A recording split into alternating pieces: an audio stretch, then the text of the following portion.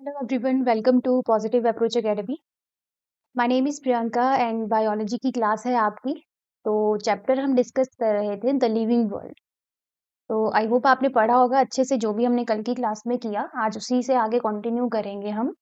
तो पहले जो कल की क्लास में पढ़ा है उसको थोड़ा सा रिवाइज कर लेते हैं, क्या-क्या चीज़ें पढ़ी थी, देन अपने नेक्स्ट टॉपिक पे चलेंगे।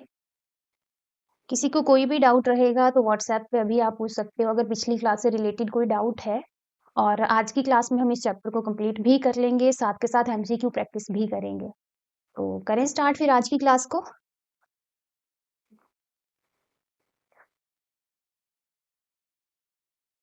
चलिए, तो कल की क्लास में लिविंग वर्ल्ड चैप्टर हमने शुरू किया था, जैसे कि मैंने पहले ही डिस्कस कर लिए। 60 क्वेश्चंस रहते हैं आपको टेट के एग्जाम में बायोलॉजी के, जिसमें बॉटनी और जूलॉजी दोनों के क्वेश्चंस रहेंगे।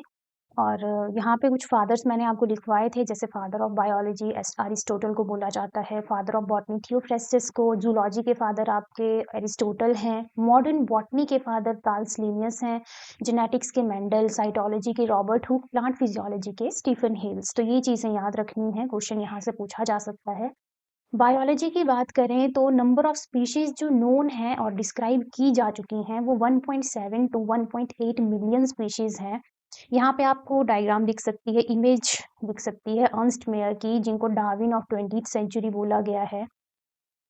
कैरेक्टरिस्टिक फीचर और डिफाइनिंग फीचर, ये हमारा कल का लास्ट टॉपिक था जिसमें हमने काफ़ी चीज़ें पढ़ी। मेजर डिफरेंस याद रखना कैरेक्टरिस्टिक फीचर और डिफाइनिंग फीचर में क्या रहता है।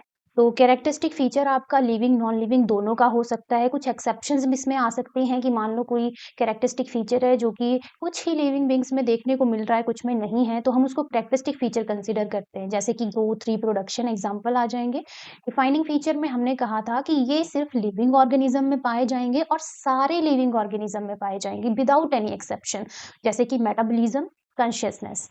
इसी के साथ साथ सेल्फ कॉन्शियसनेस एक टर्म हमने पढ़ी थी, जो कि एक कैरेक्टरिस्टिक फीचर में आएगा, है ना। और किस में पाई जाती है? सिर्फ ह्यूमन में। इसमें भी एक्सेप्शन आती है सेल्फ कॉन्शियसनेस, जो कि हो सकते हैं आपके कोमा वाले जो पर्सन होते हैं, क्योंकि उनकी सेल्फ कॉन्शियसनेस नहीं होती है उनमें, तो वो भी एक्सेप्शन आ जाती है। दैट्स वाई इसको हम कैरेक्टरिस्टिक फीचर में रखते हैं। तो यहाँ तक क्लियर है। कल की क्लास में हमने ऑलरेडी पढ़ी हैं चीजें, आज थोड़ा सा ओवरव्यू में दे रही हूँ जो हमने कल पढ़ा था। ग्रोथ के बारे में हमने पढ़ा, रिप्रोडक्शन, सेक्सुअल, एसेक्सुअल के कुछ टाइप्स हमने डिस्कस किए थे विद एग्जांपल, इनको भी याद रखना है आपने। देन मेटाबॉलिज्म दो तरह का रहता है, जितने भी केमिकल रिएक्शन टेक प्लेस कर रहे हैं आपके बॉडी में, इनसाइड द बॉडी, उन्हीं उसी को मेटाबॉलिज्म कहा जाता है। वो फिर आपका एनाबॉलिज्म भी हो सकते हैं या कैटाबॉलिज्म भी हो सकता है, मतलब एनाबॉलिक रिएक्शन या कैटाबॉलिक रिएक्शन। एनाबॉलिक रिएक्शन कैसे याद रखना है, ट्रिक याद है? एना, आना मतलब आओ, मिलो, मिलना वाला होगा, मतलब कंस्ट्रक्टिव है ये रिएक्शन, जैसे कि फोटोसिंथेसिस एग्जांपल है। वहीं अगर हम कैटाबॉलिज्म की बात करें तो ये डिस्ट्रक्टिव होता है। कैटा, कट से मैंने आपको कहा था, कट से याद रखना कि काटी जा रही है चीज, कोई चीज टूट रही है तो डिस्ट्रक्शन हो रही है, जैसे कि रेस्पिरेशन। प्रोटीन से अमीनो एसिड्स का बनना, मतलब अगेन टूटना, प्रोटीन्स का टूटना इनटू अमीनो एसिड, आपको पता है बेसिक यूनिट ऑफ प्रोटीन क्या रहता है? अमीनो एसिड्स रहते हैं। अमीनो एसिड से बनकर ही आप, मिलकर ही आपकी प्रोटीन बनती है। Digestion is also a catabolic reaction. तो ये एग्जाम्पल याद रखने हैं। यहाँ से पीवाईक्यू पूछा गया है एग्जाम में, इन विट्रो और इन विवो में क्या डिफरेंस रहता है? तो इन विवो याद रखना इनसाइड द सेल रहता है, इन विट्रो याद रखना आउटसाइड द सेल या सेल फ्री कल्चर में ये चीज की जाती है। एग्जाम्पल बहुत इंपॉर्टेंट है, डायरेक्ट आ जाते हैं एग्जाम में कि जिफ्ट इन विवो है या इन विट्रो है, आईवीएफ इन विट्रो है या इन विवो है। इस तरह के क्वेश्चन आपको देखने को मिल सकते हैं एग्जाम में। लास्ट टॉपिक हमारा कॉन्शियसनेस पे था, जो भी हमारी अवेयरनेस है जो कि लिविंग ऑर्गेनिज्म में पाई जाती है। That's why it is a defining feature, सभी लिविंग ऑर्गेनिज्म में पाई जाएगी, whether it is a bacteria और प्लांट और एनिमल, ह्यूमन, सब में होती है। और सेल्फ कॉन्शियसनेस सिर्फ ह्यूमन में होती है, that's why it is considered as characteristic feature. तो ये थी आपकी कल की क्लास। आज का जो टॉपिक रहेगा वो रहेगा सिस्टमैटिक्स टैक्सोनॉमी। ये टॉपिक हम आज कवर करेंगे। नोट्स मैंने आधे पहले ही बनाए हुए हैं, यहाँ पे आप देख सकते हो, क्योंकि थोड़ा-सा आपको पता है बायो में लिखने का बहुत काम होता है, और अगर मैं सारा का सारा यहाँ लिखने लगी तब तो आपकी एक चैप्टर को कम से कम 2, 3 या 4 दिन भी लग सकते हैं। आपको पता ही है कितना लेंथी रहता है। तो पहले से मैंने थोड़ी-थोड़ी चीज़ें लिखी हुई हैं ताकि जो थ्योरी पार्ट है वो जल्दी-जल्दी कवर हो और सारी चीज़ें हम कवर कर सकें, है ना? तो चलो करते हैं फिर स्टार्ट आज की क्लास को। सबसे पहले तो आप देख सकते हो यहाँ पे लिखा है सिस्टमैटिक्स, ठीक है? सिस्टमैटिक्स या टैक्सोनॉमी कह लो। वैसे तो इन दोनों ब्रांचेज़ में ये ब्रांचेज़ ही हैं, बायोलॉजी की हम कहें तो इनमें डिफरेंस रहता है। सिस्टमैटिक्स में आपकी मेनली 4 चीज़ें आएँगी, कैरेक्टराइज़ेशन, आइडेंटिफिकेशन, नोमेनक्लेचर, क्लासिफिकेशन, ठीक है? तो कैरेक्टराइज़ेशन की बात करें तो इसमें किसी भी ऑर्गेनिज़्म के हम कैरेक्टर देखेंगे, फिर उसको आइडेंटिफ़ाई किया जाता है कि क्या है ये चीज़, कहाँ रखनी है, फिर उसकी नेमिंग की जाती है। नोमेनक्लेचर मीन्स नेमिंग की जाएगी और देन लास्ट में उसकी क्लासिफिकेशन की जाती है। क्लासिफिकेशन मतलब उसको देखा जाएगा कि कहाँ पे उसको किस किंगडम में रखना है, किस फाइलम में रखना है, जिसको हम टैक्सोनॉमी भी कहते हैं। तो ये कहीं न कहीं इंटर रिलेटेड टर्म्स हैं ये सारे। यहाँ पे आपको ये याद रखने की नीड नहीं है कि what is characterisation, what is nomenclature, वैसे तो नाम से भी पता चल रहा है। क्वेश्चन क्या बनेगा हमारा मेन पॉइंट वही है, वही हमने ज़्यादा पढ़ना है। तो सबसे पहले तो कुछ इम्पोर्टेंट पॉइंट्स हैं, इनको देख लो क्योंकि यहाँ से पूछा जा सकता है आपको क्वेश्चन एग्ज़ाम में। सबसे पहला आता है आपका, ये जो टर्म सिस्टमैटिक है, ये दी किसने है? देखो जिसको आंसर आते हैं, वो आंसर भी कर सकते हैं साथ के साथ, जिनको आंसर आते हैं, ठीक है? अगर टर्म सिस्टमैटिक्स की हम बात करें तो ये अगेन कार्लस लीनियस सबसे फेमस हम कहेंगे फर्स्ट चैप्टर में बार-बार जिनका नाम आ रहा है, वो कार्ल्स लीनियस ही होंगे। तो इन्होंने ही आपकी टर्म सिस्टमैटिक्स भी दी हुई है।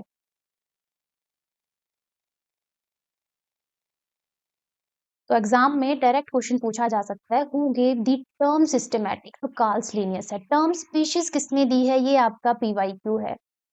तो इसको मैं थोड़ा-सा अलग पेन से लिखूंगी ताकि आपको याद रहे कि ब्लू से जो लिखा गया है वो पीवाईक्यू वाला क्वेश्चन हो सकता है और होगा ही, ठीक है?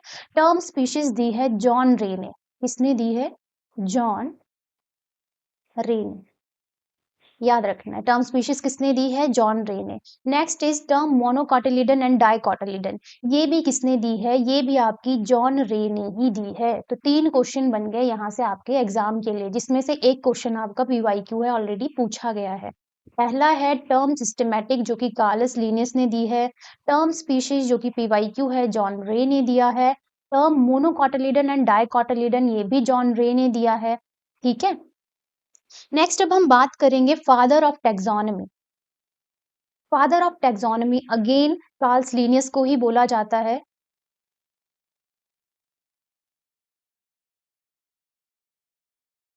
और इनकी बुक है जो कि आपसे पूछी जा सकती है एग्जाम में, एक सिस्टेमा निट्यूरे और दूसरा स्पीशीज प्लांटेरम। ये दोनों बुक्स इन्होंने ही लिखी है, जो कि सिस्टेमा निट्यूरा है, इसमें इन्होंने सिस्टमैटिक्स के बारे में बताया हुआ है। आपको डायरेक्ट क्वेश्चन एग्जाम में पूछा जा सकता है कि who is the author of Systema Naturae या स्पीशीज प्लांटेरम या हु राइट दीज बुक्स, इस तरीके से आपको क्वेश्चन एग्जाम में आ सकता है। तो देखो जितने भी पॉइंट्स मैंने लिखे हैं इस पीपीटी में, सारे आपने पढ़ने हैं, एक भी स्किप नहीं करना है, क्योंकि यहाँ मैंने सारे इंपॉर्टेंट पॉइंट लिखे हैं जो एग्जाम पॉइंट ऑफ व्यू से इंपॉर्टेंट है। तो सारे पढ़ो आराम से, और हो सकता है यहीं से आपको क्वेश्चन आए डायरेक्ट, ठीक है? तो अच्छे से देख लो। फादर ऑफ टैक्सोनॉमी मैंने कहा कौन है? कार्ल्स लीनियस हैं। बुक की अगर बात करें तो सिस्टेमा नेट्यूरे एंड आपका स्पीशीज प्लांटेरम इन्होंने लिखी है। देन इस चैप्टर का बहुत ही इम्पोर्टेंट टॉपिक बायोनोमियल नोमेनक्लेचर, यहाँ से भी आपके एग्जाम में क्वेश्चन आया हुआ है। बायोनोमियल नोमेनक्लेचर दिया किसने है? सबसे पहले तो गिवन बाय, अगेन हमारे कार्ल्स लीनियस, इन्होंने ही दिया है।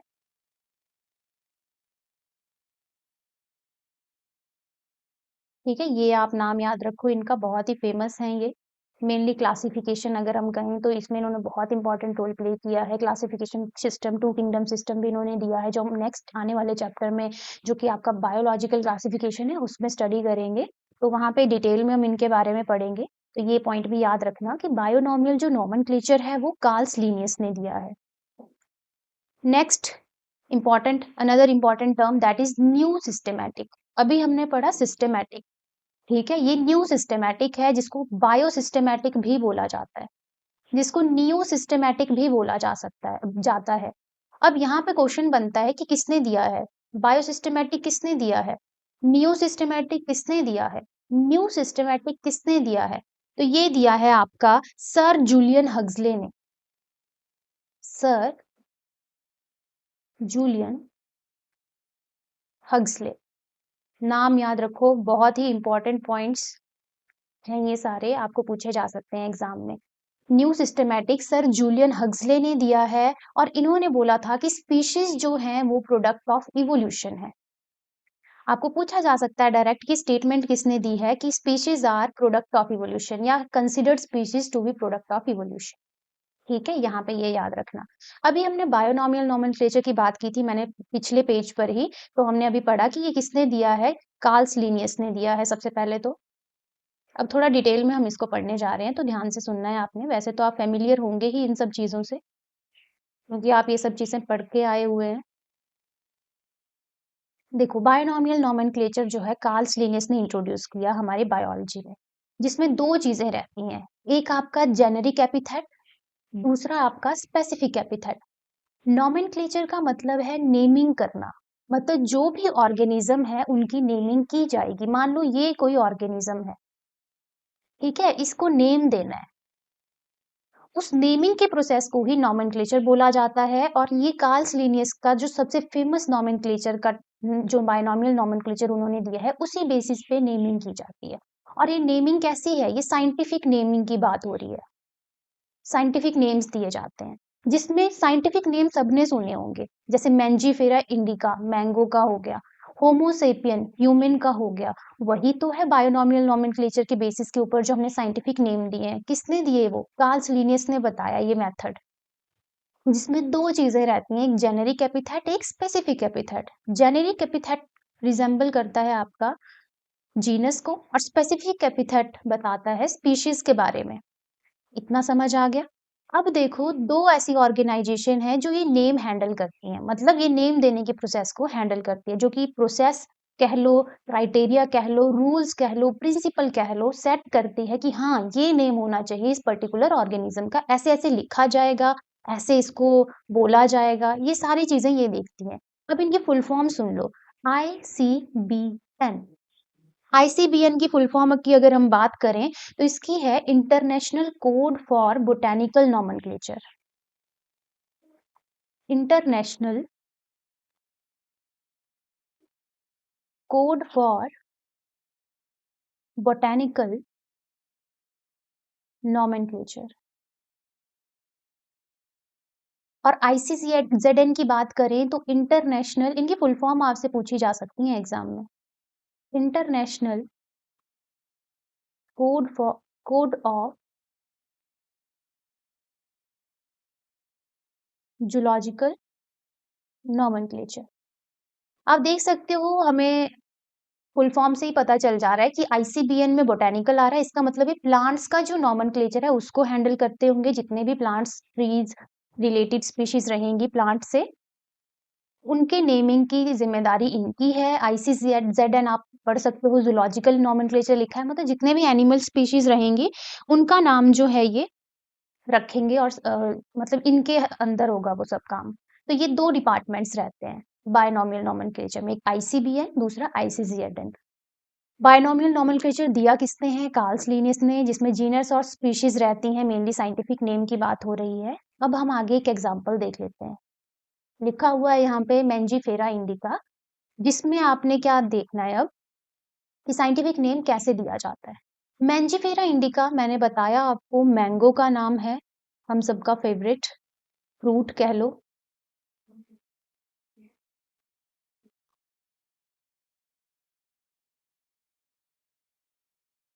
तो मैंगो की हम बात कर रहे हैं। अब देखो यहाँ पे ध्यान से सुनना है आपने, इसमें जो ये मैंजीफेरा लिखा गया है, ये है आपका जीनस। ये क्या है, जीनस है। ये जो इंडिका है यहाँ पे, ये है स्पीशीज नेम।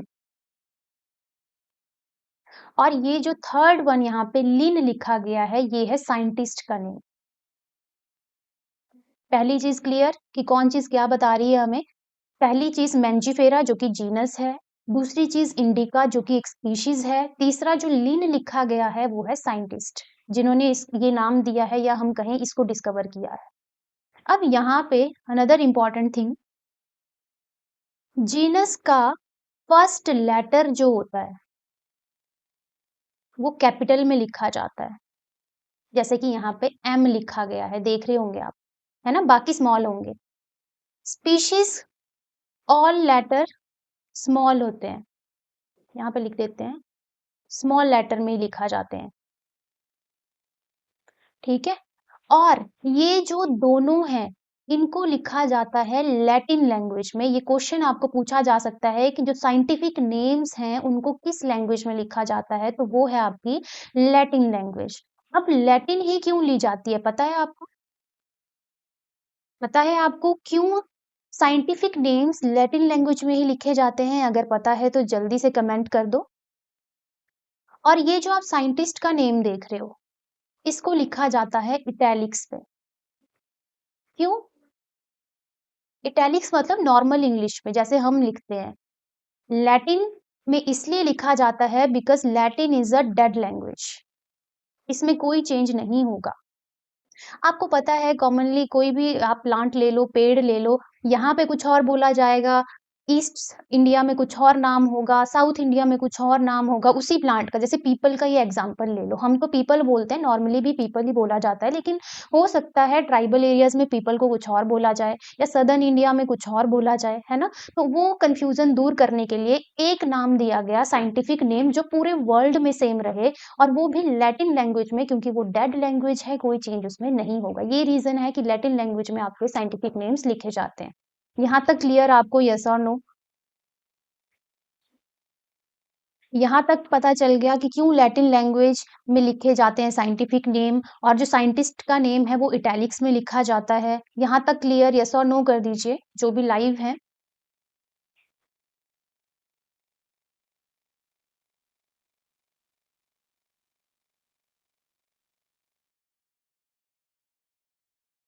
बात करेंगे हम, यहाँ पे आप देख सकते हो अंडरलाइन भी किया हुआ है ना। मैंजीफेरा इंडिका की अगर हम बात करें, ये जो जीनस और स्पीशीज का नेम है, अगर genus and species hand written हो,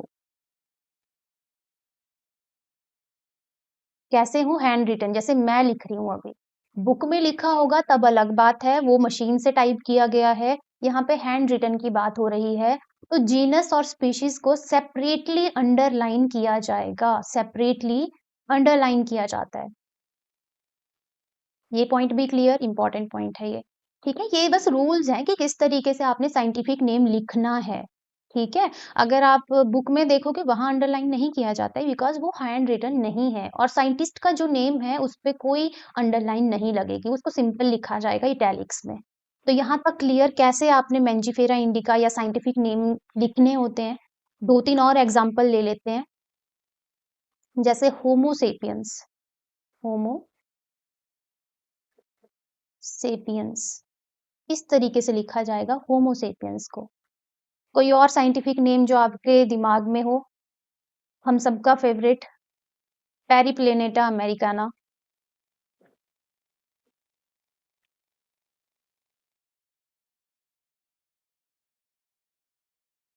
किसका नाम है पेरिप्लेनेटा? कौन है पेरिप्लेनेटा?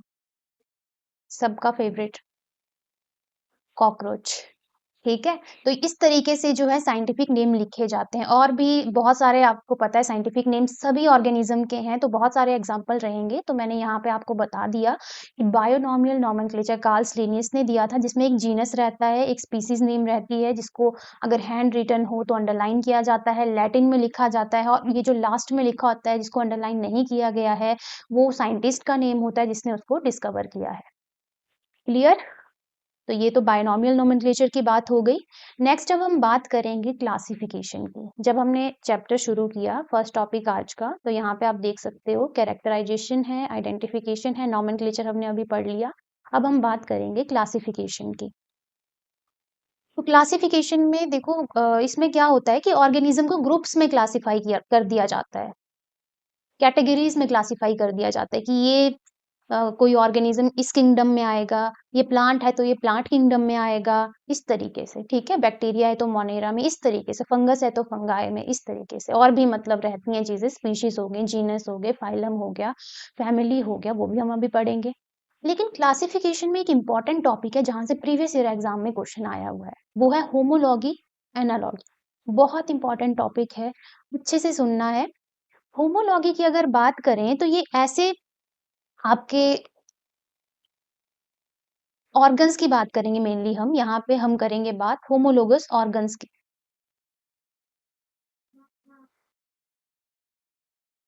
एनालॉगी में हम बात करेंगे एनालॉगस ऑर्गन्स की।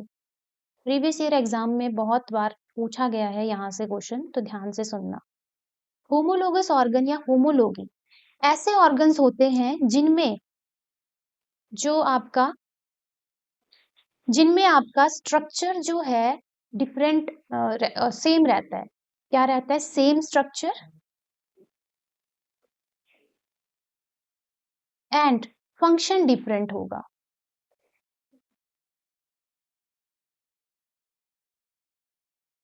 ठीक है, होमोलॉगी की मैं बात कर रही हूँ यहाँ पे। होमोलोगस ऑर्गन कैसी ऑर्गन्स हैं? डिफरेंट एनिमल्स, डिफरेंट ऑर्गेनिज्म, हम कहेंगे डिफरेंट ऑर्गेनिज्म के स्ट्रक्चर सेम होगा लेकिन परफॉर्म डिफरेंट फंक्शन कर रहा है वो। कोई मान लो ये कोई ऑर्गन है किसी भी ऑर्गेनिज्म की, डिफरेंट ऑर्गेनिज्म की, तो ये जो है सेम ही फंक्शन परफॉर्म कर रही है। मान लो कैट में भी, डॉग में भी और आपके वेल में भी, उनमें सेम चीज फंक्शन परफॉर्म कर रही है लेकिन इनका स्ट्रक्चर सेम है। जैसे कि अब एग्जाम्पल देखो, यहाँ पे एक और इम्पोर्टेंट पॉइंट आ जाता है।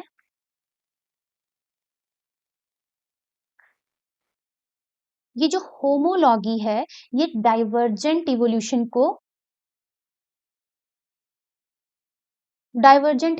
करती है। ठीक है, डाइवर्जेंट इवोल्यूशन मतलब एक ही जगह से ओरिजिनेट हुई कोई स्पीशीज, बहुत सारी स्पीशीज, अब वो अलग अलग काम कर रही है। इस तरीके से डाइवर्जेंट इवोल्यूशन होती है यहाँ पे। अब यहाँ पे नेक्स्ट आ जाता है, इनमें जो है कॉमन एंसेस्ट्री रहती है। जो एंसेस्टर है कहीं ना कहीं कॉमन रहा होगा तभी स्ट्रक्चर सेम है, कॉमन एंसेस्ट्री रहेगी, या हम कहेंगे ओरिजिन सेम है। यहाँ पे आप डायग्राम से भी देख सकते हो एक ही ओरिजिन है। यहाँ मान लो इस सर्कल से ही निकली हैं सारी स्पीशीज लेकिन अलग अलग चीजें कर रही हैं, अब अलग अलग काम कर रही हैं। ठीक है, होमोलॉगी समझ आ गई। होमोलोगस ऑर्गन कैसी ऑर्गन है? जिनका स्ट्रक्चर तो सेम है लेकिन फंक्शन डिफरेंट कर रहे हैं वो, और ये चीज डाइवर्जेंट इवोल्यूशन को करती है। ठीक है, डाइवर्जेंट इवोल्यूशन करवाएगी ये, और इनकी एंसेस्ट्री कॉमन रहती है, ओरिजिन सेम रहती है।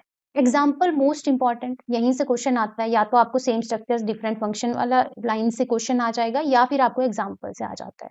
जैसे कि विंग ऑफ बर्ड, उड़ने के काम आता है ना? सबने देखे हैं बर्ड्स के जो विंग्स रहते हैं वो उनको फ्लाइंग के काम आते हैं वो। फ्लिपर ऑफ सील, सील सबने देखी है, उसके जो फ्लिपर्स रहते हैं कुछ इस तरीके से होते हैं ना, फ्लिपर्स इस तरीके से होती है सील, ऐसी ऐसी देखी होगी सबने। तो उसके जो फ्लिपर्स हैं वो स्विमिंग के काम आते हैं। फोर लिम्ब हॉर्स के जो फोर लिम्ब हैं वो रनिंग के काम आते हैं। ह्यूमन की जो आर्म है वो ग्रास्पिंग के काम आती है। फंक्शन देख रहे हो डिफरेंट है लेकिन इन सब का अगर आप स्ट्रक्चर देखोगे तो सेम है, स्ट्रक्चर इनका सेम है। ठीक है, इनका स्ट्रक्चर सेम है लेकिन फंक्शन डिफरेंट परफॉर्म कर रहे हैं, तो ये होमोलोगस ऑर्गन के एग्जाम्पल होते हैं। सिमिलरली अगर हम एनालॉगी की बात करें, जो एनालॉगस ऑर्गन है ये बिल्कुल उल्टा हो जाएगा। यहाँ पे रहेगा आपका सेम फंक्शन लेकिन स्ट्रक्चर डिफरेंट है, एंड डिफरेंट स्ट्रक्चर। ठीक है, ये बहुत इंपॉर्टेंट लाइन है ये, यहाँ पे भी और वहां पे भी।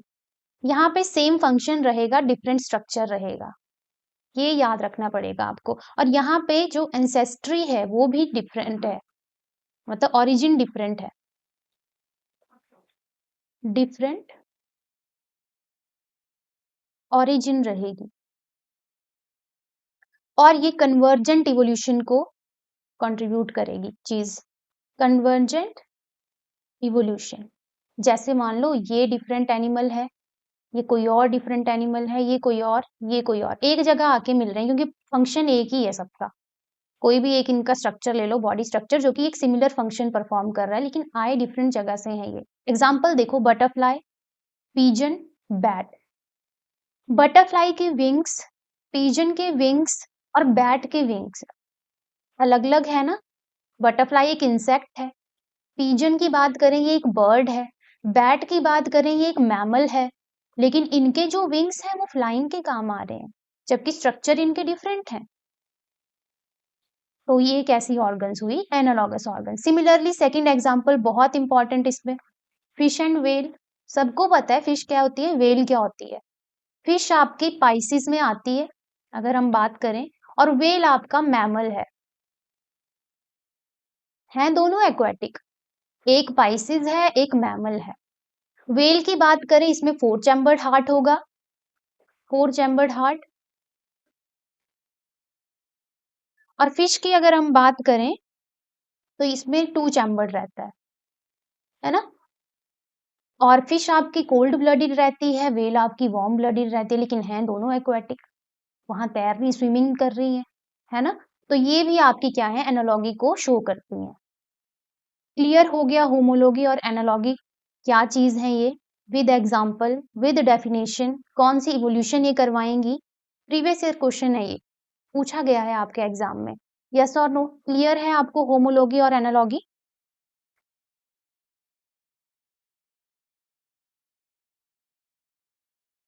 देख लो एक बार अच्छे से इस टॉपिक को, फिर नेक्स्ट टॉपिक पे चलते हैं।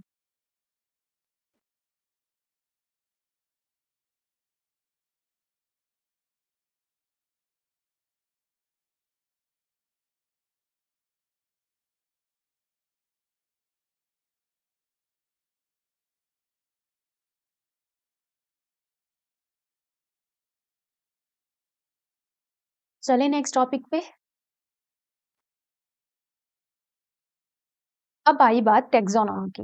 वैसे तो हमने अभी सिस्टमैटिक और टैक्सोनॉमी इकट्ठे ही कर रहे हैं हम, जो आपकी आइडेंटिफिकेशन, कैरेक्टराइजेशन, क्लासिफिकेशन, नॉमेनक्लेचर है, वो टेक्सोनॉमी में भी वो सब चीजें आती हैं। लेकिन इसमें मेनली हम पढ़ेंगे टेक्सोनॉमिक कैटेगरीज। ये बहुत इंपॉर्टेंट पार्ट है इसमें, टेक्सोनॉमिक कैटेगरीज। यहाँ से भी क्वेश्चन आए हुए हैं एग्जाम में।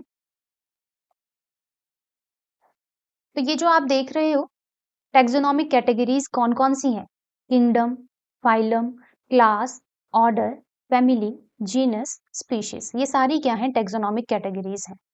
अगर क्लासिफिकेशन हमने करनी हो किसी animal, plant, bacteria, micro organism कोई भी, तो यही टेक्निक रहती है, इन्हीं कैटेगरीज में उसको क्लासिफाई किया जाता है। यहाँ से क्वेश्चन आता है, हायरार्की बन रही है ना, सबसे टॉप पे आपका किंगडम है, सबसे एंड पे आपकी स्पीशीज है। अब ये जो स्पीशीज है, स्पीशीज जो है इनमें मैक्सिमम कॉमन कैरेक्टर रहते हैं, मैक्सिमम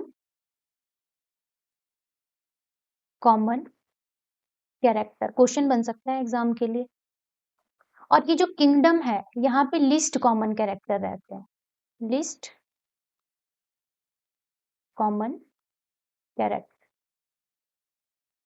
किंगडम जैसे कि आपका किंगडम एनिमेलिया है, किंगडम प्लांटी है, किंगडम फंजाई है, किंगडम मोनेरा है, किंगडम प्रोटिस्टा है, जो हम नेक्स्ट क्लास में बहुत अच्छे से पढ़ेंगे। ठीक है, तो अभी उसकी टेंशन मत लो, अभी हम मेन मेन पढ़ रहे हैं। तो आपको पूछा जा सकता है कि किंगडम में लिस्ट कॉमन कैरेक्टर होंगे या मैक्सिमम कॉमन कैरेक्टर होंगे, या 4 कैटेगरीज गिवन होंगी, पूछा जाएगा मैक्सिमम कॉमन कैरेक्टर किस में रहेगा। ठीक है, तो ये आपको पता होना चाहिए। सबसे टॉप पे किंगडम है, फिर फाइलम, फिर क्लास, फिर ऑर्डर, फैमिली, जीनस, स्पीशीज। इसको इसी ऑर्डर में याद रखना है।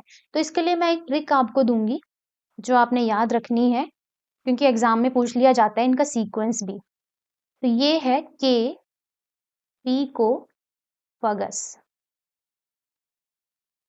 के पी को फगस, ये शब्द याद कर लो क्योंकि इसी से याद रहेगी आपको, के पी को फगस। अब फाइलम की जगह कई बार डिवीजन होता है, आपको पता होना चाहिए डिवीजन जो है प्लांट्स के लिए यूज किया जाती है टर्म, और फाइलम जो है ये एनिमल्स के लिए यूज किया जाता है।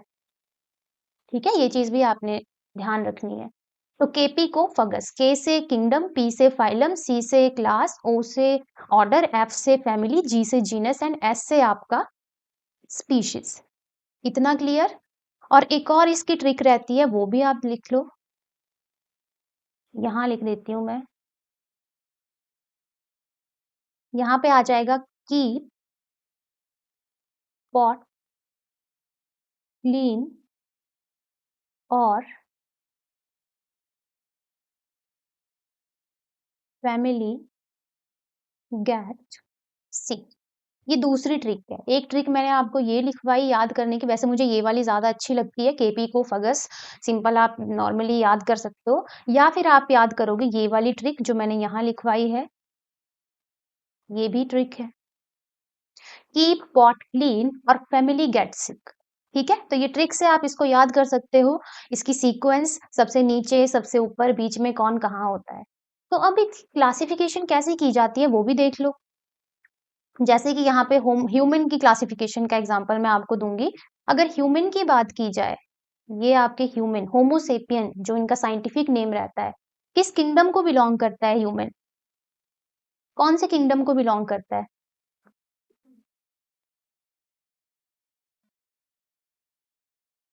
वैसे तो बीच में और भी कैटेगरीज होती हैं, ठीक है, पर हम मेजर कैटेगरीज पढ़ेंगे। तो किंगडम एनिमेलिया, किंगडम कौन सा है ह्यूमन का? एनिमेलिया। फाइलम की अगर बात करें तो वो है कॉर्डेटा। कौन सा फाइलम है? कॉर्डेटा। क्लास की अगर बात की जाए तो इनकी क्लास रहती है मैमेलिया। ऑर्डर की बात की जाए तो प्राइमेटा। फैमिली की बात की जाए तो होमिनिडी। जीनस की बात की जाए तो होमो। एंड स्पीशीज की बात की जाए तो सेपियंस। ये स्मॉल में है, ठीक है, इसको कैपिटल मत समझना, ये स्मॉल में है।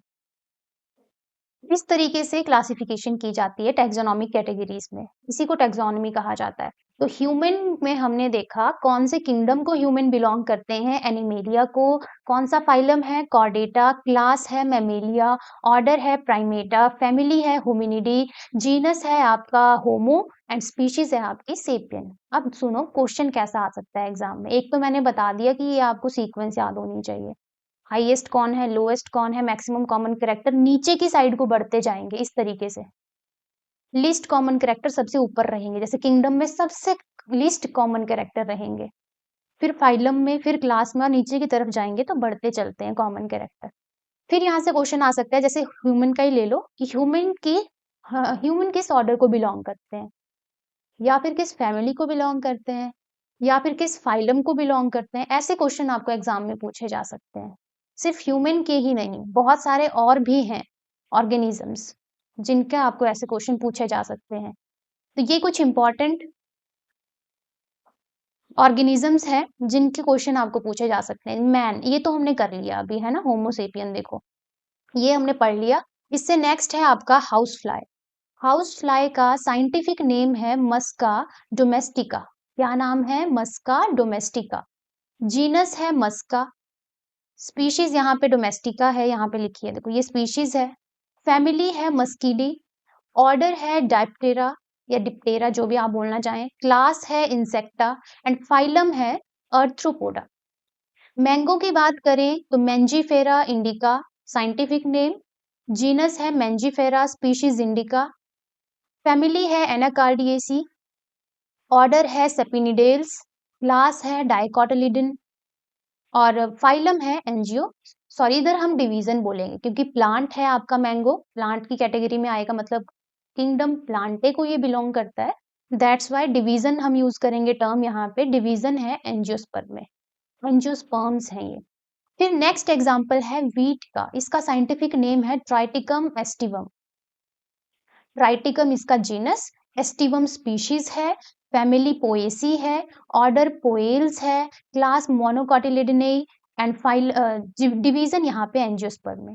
क्लियर यहाँ तक? ये सारे याद करना। हो सकता है आपको डायरेक्ट साइंटिफिक नेम पूछ लिया जाए कि बताओ मैंगो का साइंटिफिक नेम क्या है, वीट का साइंटिफिक नेम क्या है, या चारों की चारों ऑप्शन में ट्राइटिकम एस्टिवम ही लिखा होगा, लेकिन साइंटिफिक नेम कौन से ऑप्शन में करेक्ट लिखा है वो भी आपको पहचानना आना चाहिए, जो कि मैं अभी पढ़ा चुकी हूँ आपको। ठीक है, तो इस तरीके से यहाँ से क्वेश्चन पूछे जा सकते हैं। एक बार इस चार्ट को ध्यान से देख लो, फिर नेक्स्ट टॉपिक पे चलते हैं।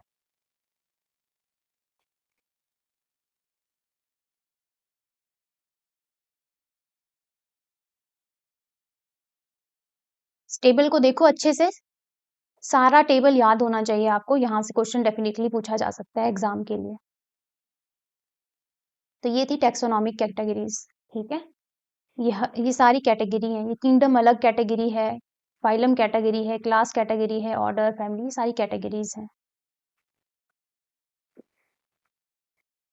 चलिए नेक्स्ट टॉपिक पे। अब चैप्टर हो गया आपका कंप्लीट। क्या हो गया? कंप्लीट हो गया आपका चैप्टर अब, ठीक है। अब कुछ इंपॉर्टेंट की पॉइंट्स बचते हैं जहां से आपको क्वेश्चन पूछा जा सकता है, तो उन्हीं को हम करेंगे। पहला की पॉइंट, यूनिट ऑफ इवोल्यूशन किसको कहा जाएगा, सोचो जरा। इवोल्यूशन का यूनिट क्या हो सकता है? It is population. क्या है? पॉपुलेशन। और unit of classification, it is species. पूछा जा सकता है आपसे एग्जाम में यहाँ से क्वेश्चन।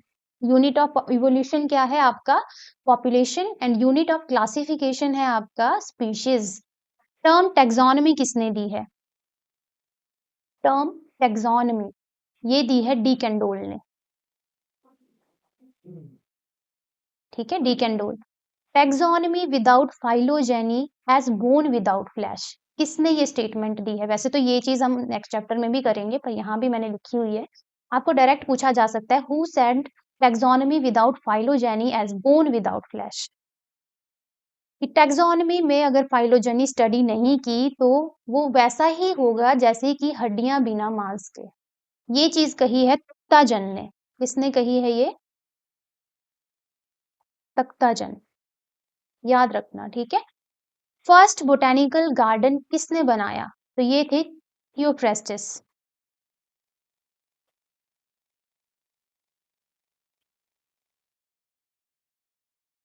की, व्हाट इज की के बारे में मैंने आपको नहीं पढ़ाया तो यही बता देती हूँ। ये एक मेथड या स्कीम हम कह सकते हैं for identification of plant and animal. की हेल्प से हम एक प्लांट की आइडेंटिफिकेशन कर सकते हैं या एनिमल की आइडेंटिफिकेशन कर सकते हैं। तो इसको हम कहेंगे scheme for identification of plants and animals. ये भी आपने याद रखना है। टेक्सोनॉमिक एड्स में कुछ नहीं, इसमें वही आएंगे जो कैटेगरीज हमने पढ़ी, और साथ में इसमें आ जाते हैं आपके हर्बेरियम, म्यूजियम्स और बोटेनिकल गार्डन, जूलॉजिकल पार्क्स वगैरह सब इसमें आएंगे, ठीक है। उनके बारे में आपको पता ही रहता है। अब ये इंपॉर्टेंट टर्म है, जैसे हम म्यूजियम की बात करें, हर्बेरियम की बात करें, आपने सबने अपनी स्कूल लैब्स, अपनी कॉलेज लैब्स में भी देखा होगा, स्पेसिमेन रखे होते हैं, ठीक है। तो ऐसे स्पेसिमेन जिनके ऊपर ओरिजिनली वर्क किया गया है और उसको लैब में रखा गया है, म्यूजियम में रखा गया है, ओरिजिनल स्पेसिमेन की मैं बात करूं, उसको एक टर्म दी गई है जो कि है होलोटाइप। ओरिजिनल स्पेसिमेन को क्या बोला जाता है? होलोटाइप। डुप्लीकेट ऑफ होलोटाइप, अब एक तो मान लो ये है हमारा ओरिजिनल होलोटाइप, इसी का एक और डुप्लीकेट रखा गया है। इन केस अगर होलोटाइप खराब हो जाता है तो हम उसके डुप्लीकेट से काम चलाएंगे, तो उससे कहा जाता है आइसोटाइप। क्या कहा जाता है? आइसोटाइप, ठीक है। मान लो आइसोटाइप भी खराब हो गया, ठीक है, तो एक एडिशनल वन भी हमने रखा हुआ है, तो वो है आपका पैराटाइप, उसे कहा जाएगा पैराटाइप। पूछा जा सकता है यहाँ से भी क्वेश्चन।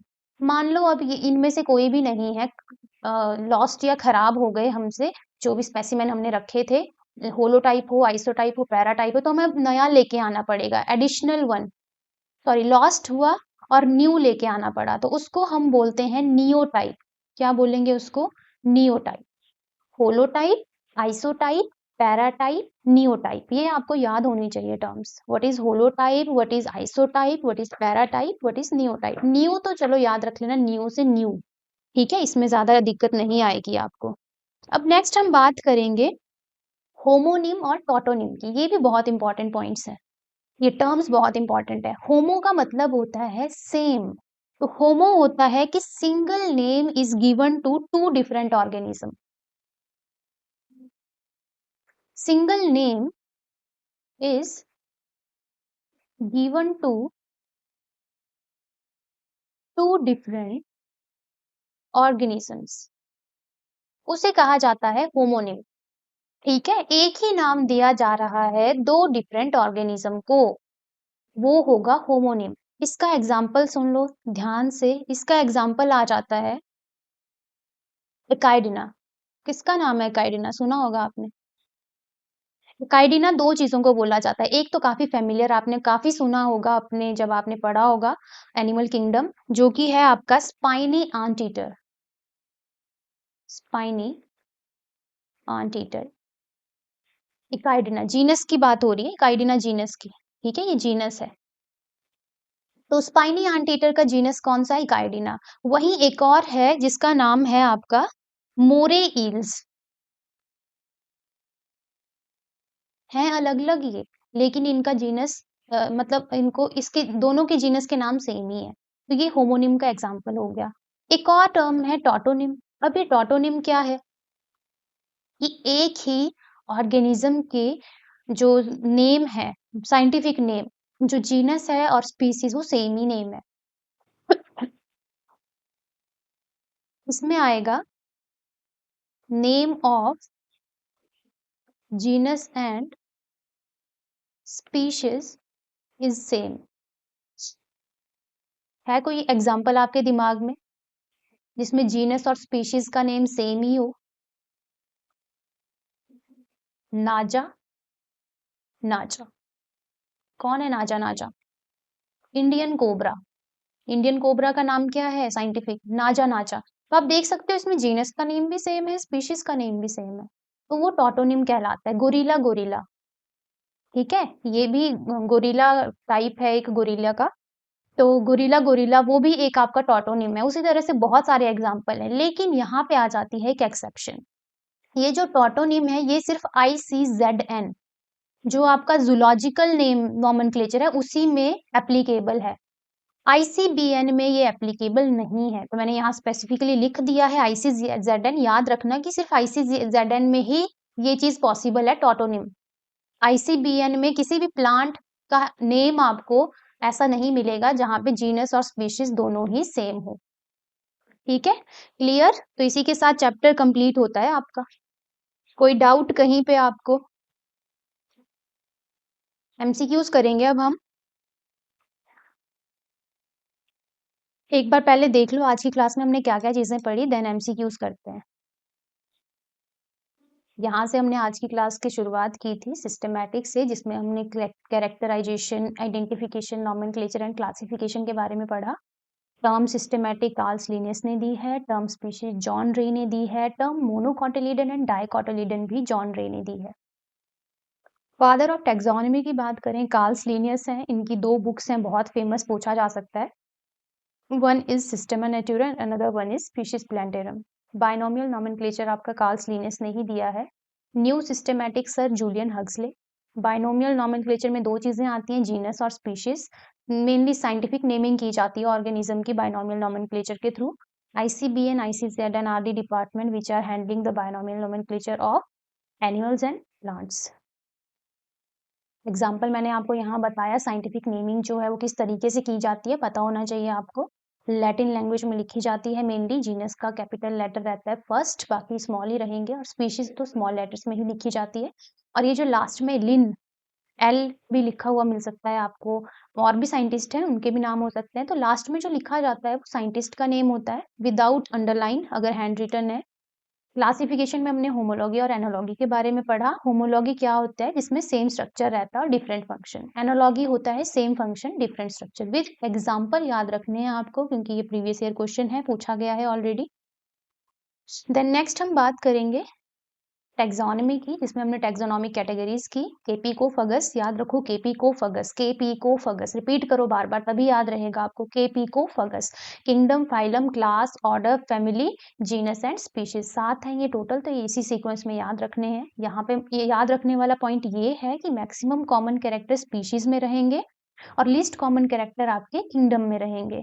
देन नेक्स्ट हमने ये चार्ट डिस्कस किया जो कि बहुत ही ज्यादा इंपॉर्टेंट है, पूरा का पूरा आपको याद होना चाहिए। कहीं से भी क्वेश्चन आ सकता है, डायरेक्ट आपसे पूछ लिया जाएगा कि बताओ मैंगो का ऑर्डर कौन सा है। ठीक है, तो इस तरीके का क्वेश्चन यहाँ से बनेगा। और ये कुछ की पॉइंट्स हैं जो आपने पढ़ने हैं। यूनिट ऑफ इवोल्यूशन पॉपुलेशन को कहा जाता है, यूनिट ऑफ क्लासिफिकेशन स्पीशीज को कहा जाता है, उसी तरीके से और भी हैं, सारे पढ़ने हैं।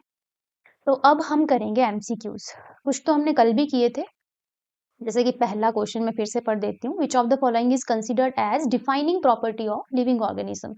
तो करेक्ट आंसर रहेगा मेटाबॉलिज्म। ये जो ग्रोथ है, रिप्रोडक्शन है, इंक्रीज इन मास है, ये सारे आपके कैरेक्टरिस्टिक फीचर में आएगा। फिर है in binomial nomenclature the first word denotes the dash and second denotes the dash. अभी हमने पढ़ा बायोनोमियल नोमेनक्लेचर आपका कार्ल्स लिनियस ने दिया है, जिसमें फर्स्ट वर्ड जो है वो जीनस होता है और सेकंड वर्ड जो है वो स्पीशीज होती है, तो option B will be the correct answer. Answer करते चलिए आप, साथ के साथ आंसर करते चलिए। चलिए क्वेश्चन थर्ड का आंसर बताओ क्या होगा। Scientific name of mango is written as Mangifera indica L dot. मैंने कहा था लिन की जगह एल भी लिखा हुआ मिल सकता है, हो सकता है साइंटिस्ट का एक ही लेटर लिखा हो, फर्स्ट लेटर, है ना, तो आपको अब ध्यान रखना है। व्हाट डज एल सिग्निफाई, बताओ क्या आंसर होगा। The name is in Latin, the name is in lower case, the name was first described bye Linnaeus, and name is a local name. क्या लगता है आपको क्या आंसर होगा इसका। बिल्कुल ठीक, बिल्कुल सही जवाब Parul. The name was first described bye Linnaeus. Fourth question है, इसका आंसर बताओ। विच of the following represent the correct hierarchical order in ascending order. अब ध्यान से क्वेश्चन पढ़ना है आपने एग्जाम में भी। यहाँ देखो, यहाँ बोला है असेंडिंग ऑर्डर में बताना है आपको। हमने जो अभी पढ़ा वो डिसेंडिंग ऑर्डर में पढ़ा है हमने। क्या था, के पीको फगस, के पीको फगस, ये डिसेंडिंग ऑर्डर है। बड़ा छोटा छोटा छोटा, यहाँ पे असेंडिंग बोला है, मतलब हमें इस साइड जाना है, अब उल्टा चलना है। तो सबसे पहले क्या आना चाहिए, स्पीशीज आना चाहिए। सबसे पहले स्पीशीज, फिर जीनस, फिर फैमिली, फिर ऑर्डर, फिर क्लास, फाइलम, किंगडम। ये है आपका ascending order. Option B A will be the correct answer.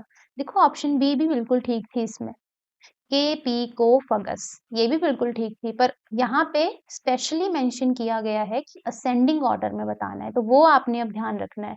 ऐसे क्वेश्चन गलत करके नहीं आने हैं जो ऑलरेडी आपको अच्छे से आते हो, ठीक है। नेक्स्ट है, इसका आंसर बताना। Family like Solanaceae and Convolvulaceae are included in which order. Sapindales, Poales, Polemoniales, Primulales. देखो फैमिलीज हम आगे भी डिस्कस करेंगे डिटेल में, तो ये तो हमने नहीं पढ़ा है ये क्वेश्चन, मैं इसका आंसर बता देती हूँ, ऑप्शन सी रहेगा पॉलीमोनियल्स। बाकी हम नेक्स्ट चैप्टर में आई थिंक होगा ये चीज, तो वहां डिस्कस करेंगे अच्छे से जब हम प्लांट किंगडम में चलेंगे। देन नेक्स्ट क्वेश्चन है, अ की is a taxonomical add used for identification based on. जो मैंने अभी की आपको इंपॉर्टेंट पॉइंट्स में की डेफिनेशन लिखवाई थी, वहां से क्वेश्चन आया है। तो की करता क्या है, एक तो हमें पता है कि आइडेंटिफिकेशन कर रहा है वो प्लांट्स की, है ना, लेकिन कैसे कर रहा है, वो कर रहा है both similarity and dissimilarity they, ठीक है। तो option C will be the correct answer. Next question is, which of the following taxonomic category included all the other listed. Question ध्यान से समझो कि इनमें से कौन सी टैक्सोनॉमिक कैटेगरी है जो सारी की सारी इंक्लूड कर रही है जो भी बाकी लिखी हुई है। तो यहाँ पे है जीनस, स्पीशीज, फैमिली, ऑर्डर। याद करो सीक्वेंस, के पी को फगस। तो स्पीशीज तो सबसे नीचे है, ये थोड़ी इंक्लूड करेगी, इसके नीचे तो कोई और है ही नहीं, किसको इंक्लूड करेगी ये। जीनस कर रहा है स्पीशीज को इंक्लूड, फैमिली कर रही है जीनस और स्पीशीज को इंक्लूड, ऑर्डर कर रहा है आपका फैमिली, जीनस, स्पीशीज को इंक्लूड, ठीक है। ऊपर वाला जो रहते हैं, ऊपर ऊपर जो होते हैं वो नीचे वालों को इंक्लूड करते चलते हैं, तो सबसे ज्यादा किंगडम इंक्लूड करता है, बाकी सब किंगडम में आएंगी ये चीजें। तो यहाँ पे सबसे ऊपर कौन है, order. Option D will be the correct answer. कोई भी क्वेश्चन समझ नहीं आएगा तो आप बोल सकते हो, ठीक है, फिर से बताना होगा तो बोल देना है आपने। क्वेश्चन नंबर 8 देखो, the place where dried and pressed plant specimen are kept on sheets is museum, herbarium, botanical garden, zoological park. I think इस क्वेश्चन का आंसर तो सबको आता होगा, क्योंकि ये चीज हमने खुद भी बनाई है। कॉलेज टाइम की बात कर लो या स्कूल टाइम की बात कर लो, हर्बेरियम बिल्कुल सही आंसर है पारुल आपका, ऑप्शन बी। सभी ने बनाया होगा हर्बेरियम, है ना। Next question, question number 9 homework question था, किया था आपने। For which organism is growth synonymous with reproduction. कल ही मैंने कहा था कुछ ऐसे ऑर्गेनिज्म है जहां पे ग्रोथ और रिप्रोडक्शन सेम ही मानी जाती है, एक ही चीज मानी जाती है। तो कौन होंगे वो, unicellular algae and amoeba, bacteria and multicellular fungi, human and dog, planaria and अर्थफॉर्म। क्या लगता है आपको, किया था आपने ये क्वेश्चन।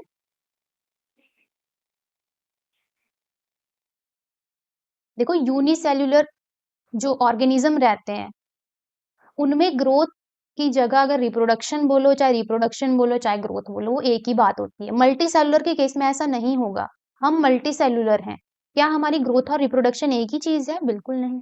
सिर्फ यूनिसेलुलर में होता है ऐसा, उनके केस में हम बोल सकते हैं कि ग्रोथ और रिप्रोडक्शन आर सिनोनिमस। अब इस सिनोनिमस टर्म तो आपको पता ही होगा क्या मतलब होता है? सिनोनिम, एंटोनिम तो सभी ने पढ़े होंगे। सिनोनिमस होता है कि हम ग्रोथ की जगह रिप्रोडक्शन टर्म भी यूज़ कर सकते हैं। क्यों? क्योंकि एक ही बात है यूनिसेलुलर के केस में। ठीक है, क्लियर है क्वेश्चन?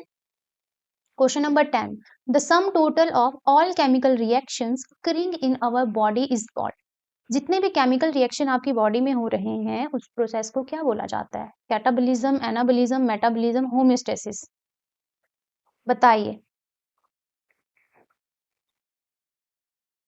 यस, मेटाबॉलिज्म, बिल्कुल ठीक कहा आपने। Option C will be the correct answer. तो ये 10 ही क्वेश्चन है जो हम करेंगे इस चैप्टर के। मैंने आपको स्टार्टिंग में भी कहा था क्लास 1 में कि ये चैप्टर उतना भी इम्पोर्टेंट नहीं है, 1 या 2 क्वेश्चन आपको एग्जाम में देखने को मिलेगा यहाँ से। पर फिर भी कोई भी चीज़ हमने छोड़नी नहीं है, तो इसलिए सारा चैप्टर हमने पढ़ लिया है, सारे इंपॉर्टेंट पॉइंट्स हमने कर लिए हैं इस चैप्टर के विद एमसीक्यू प्रैक्टिस।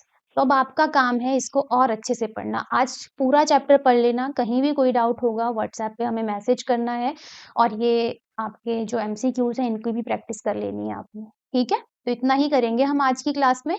बाकी जो अब हम हमारी नेक्स्ट क्लास रहेगी कल, उसमें हम अपना नया चैप्टर करेंगे, ठीक है? जो कि रहेगा बायोलॉजिकल क्लासिफिकेशन। काफ़ी इंटरेस्टिंग चैप्टर है, बहुत सारे क्वेश्चन वहाँ से बनते हैं एग्ज़ाम के लिए। तो पहले इस चैप्टर को पढ़ लो अच्छे से, फिर हम कल से नया चैप्टर स्टार्ट करेंगे, ठीक है? और नेक्स्ट क्लास आपकी जीके की है, अभी लग जाएगी। तो चलिए फिर क्लास को एंड करते हैं, मिलेंगे अपनी नेक्स्ट क्लास में। ये आंसर्स भी दिए हुए हैं यहाँ पे एमसीक्यूज़ के, इनको देख लेना यहाँ से। मिलेंगे अपनी नेक्स्ट क्लास में, धन्यवाद।